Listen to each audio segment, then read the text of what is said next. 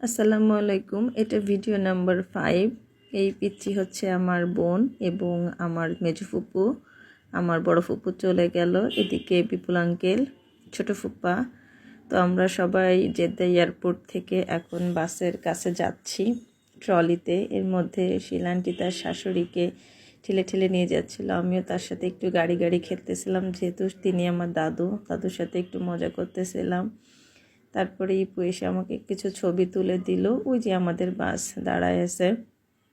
প্রচুর রোদ্দুর ছিল আশপাশে, এত রোদ্দুর। তাছাড়া হচ্ছে মানে আশপাশকার ভিউটা ছিল একদম ক্রিস্টাল ক্লিয়ার, মানে চকচক করতেছিল যেন জেদ্দা নগরী এরকম। আর বাসে অলরেডি উঠে গেছি আমরা, এখন কাবার উদ্দেশ্যে যাচ্ছি, মক্কা নগরীতে যাচ্ছি। বাইরের ভিউ অসম্ভব সুন্দর, আপনারা দেখতেই পাচ্ছেন যে কি সুন্দর বাইরের ভিউ।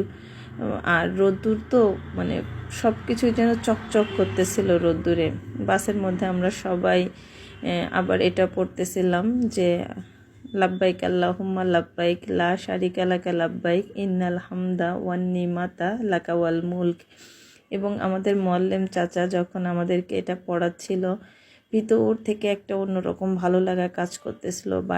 মানে গায়ের পশমগুলা সোজা হয়ে যাচ্ছিল, একটা ভয় কাজ করতেছিল, অন্যরকম একটা অনুভূতি আসতেছিল। এটা আসলে যে বা যারা গেছেন বা ভবিষ্যতে যারা যাবেন তারাই উপলব্ধি করতে পারবেন যেটা কী রকমের একটা সুন্দর অনুভূতি। এটা আসলে বলে মানে বোঝানো যায় না, বা এক্সপ্লেন করলেও যারা গেছেন তারা ফিল করতে পারেন যে হ্যাঁ এরকম তো আমাদেরও হয়েছিল। আর পুরো মক্কা নগরীটাও হচ্ছে পাহাড়ের, মানে পাহাড়ের কোনো শেষ নেই, পাহাড় দিয়ে ঘেরা এবং পাহাড়গুলো অসম্ভব সুন্দর। আমরা একটা টানেলের মধ্যে ঢুকলাম। এই টানেলে আমি কোনোদিনও আগে পরে দেখিনি টানেল, এবং আমার ফুপুরাও কখনো দেখিনি। শুনেছি বাংলাদেশে একটা কর্ণফুলী টানেল হয়েছে, বাট দেখার সুযোগ হয়নি। এই যাত্রায় আমি এই টানেল দেখার সুযোগ পেলাম, এবং টানেলের মধ্যে দিয়ে যখন যাচ্ছিলাম মানে একেবারেই অন্ধকার একটা ব্যাপার, লাইট দেওয়া আছে। এই যে আমরা সূর্যের মুখ দেখে ফেললাম, দেখেই দেখলাম যে পাহাড় আর পাহাড়।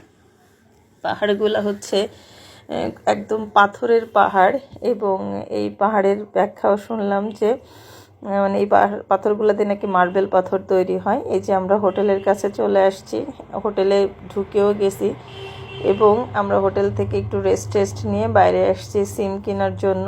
তার কারণ 24 ঘন্টা হয়ে গেছে বাচ্চাদের সাথে কথা বলি না, কথা বলাটা খুবই দরকার ছিল। আমরা সবাই সবার মতো করে একটু একটু করে ভিডিও রাখতেছিলাম যেন আমরা হোটেলটা ভুলে না যাই, বা লোকেশান বুঝতে চিনতে যেন অসুবিধা না হয়। আমরা ছিলাম ইব্রাহিম খলিল রোড, মেসফালা আর এহরাম শরীফের কাছেই ছিলাম। আমাদের হোটেল থেকে এহরাম শরীফ যেতে বা কাবা ঘরে যেতে 3 থেকে 5 মিনিট টাইম লাগতো।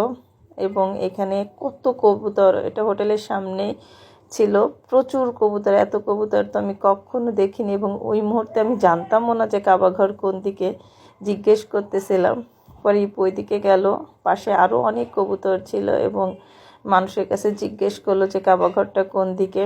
এখন আমরা কাবা ঘরের দিকেই যাব, এবং ওইদিকে সিমের জন্য যাব। যারা যাবেন তাদের এখানে এসটিসি সিমটাই ভালো, এবং ওদের নেটওয়ার্কটা বেশ স্ট্রং, সব জায়গায় নেটওয়ার্ক পাওয়া যায়। এবং আমরা সিম কিনতে গেলাম। এই ভদ্রলোক আমাদের সিমের অফার সম্পর্কে বোঝাচ্ছিল।